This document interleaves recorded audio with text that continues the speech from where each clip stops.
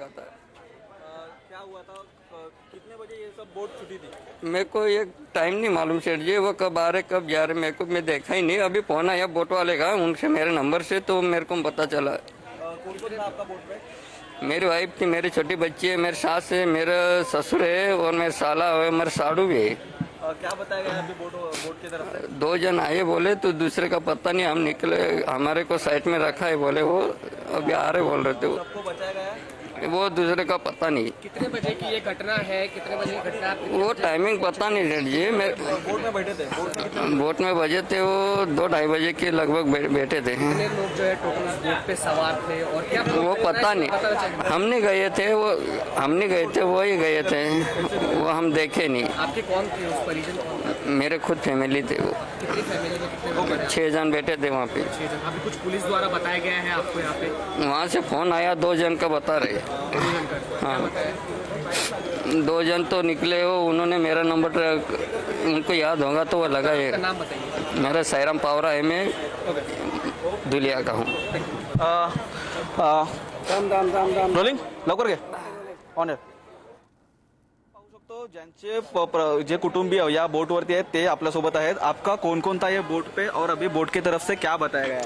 मेरी wife है, मेरी छोटी बच्ची है और मेरे सास, मेरे ससुर है और मेरे साला भी है, मेरे साड़ू भी है और मेरा भाई का बड़ा लड़का भी है। वो 2 जन मेरे ससुर, वो दोनों बाहर है। उनका नंबर से मिला, मेरे को मालूम पड़ा, फोन आया उसको। आपको क्या बताया बोट वाले ने? अभी क्या बताया? थांबा जरा थोडा वेळ। नक्की आपण पाहू शकतो हे संपूर्णपणे जे प्रवासी आहेत जे या बोटवरती होते यांचे फॅमिलीवाले आता या आपल्या गेट ऑफ इंडियाच्या परिसरात आलेले आणि पोलिसांची संपूर्णपणे संपर्क आहे तर तो साधतायत। नातेवाईक आता या ठिकाणी आलेले असताना त्यांना त्यांच्याकडून माहिती आहे ती देण्यात आलेली आहे। त्यांचं संपूर्णपणे कुटुंबीय म्हणजे त्यांचे घरातील जे मुलं असतील, त्यांची बायको असेल आणि त्यांच्यासोबतच त्यांचे वडीलधारी माणसं देखील या बोटवरती होते जे एलिफंटाला चाललेले होते।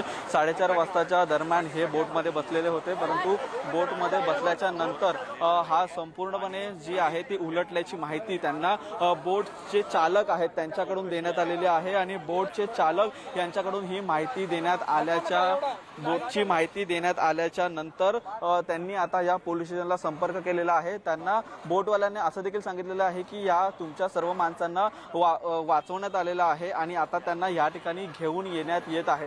त्यामुळे हा संपूर्णपणे जो घटनाक्रम आहे तो आता पोलीस जाणून घेत आहेत। नक्की यांचे नातेवाईक कुठे होते, हे किती वाजता बसलेले होते आणि ह्या सर्व माहिती घेत असताना ही संपूर्णपणे घटना आहे ती आता पोलीस दखल घेतात आणि पोलिसांकडून यांचा जबाब आहे तो नोंदवला जाणार आहे आणि त्यांच्या माध्यमातून त्यांचे जेवढे पण कुटुंबीय आहेत त्यांची माहिती आहे, त्यांचं आधार कार्ड असेल किंवा त्यांचे डॉक्युमेंट्स आहेत ते घेण्यात येतात। आपण पाहू शकतो संपूर्णपणे वरिष्ठ पोलीस अधिकारी या ठिकाणी उपस्थित झालेले आहेत। स्वतः या ठिकाणी डीसीपी मुंडे हे देखील या कार्यालयामध्ये आलेले आहेत आणि त्यांच्याकडून ही सर्व खबरदारी आहे ती घेण्यात येते आणि त्यांच्याकडून ती माहिती आहे ती घेण्यात येते। वरिष्ठ पोलीस असतील, या ठिकाणी कोस्टल गार्ड पोलीस असतील, गेट ऑफ इंडिया बीट चौकीचे पोलीस असतील, हे सर्व आता या सर्व जे कामाला आहेत ते लागलेले आहेत आणि या अनुषंगाने रेस्क्यू ऑपरेशन आहे ते करण्यात येत असताना 30 जणांचा जो संपूर्ण जीव आहे तो देखील वाचवण्यामध्ये यश आलं असल्याची ही जी माहिती आहे ती आता सर्वप्रथम आपल्याला मिळते या ठिकाणी।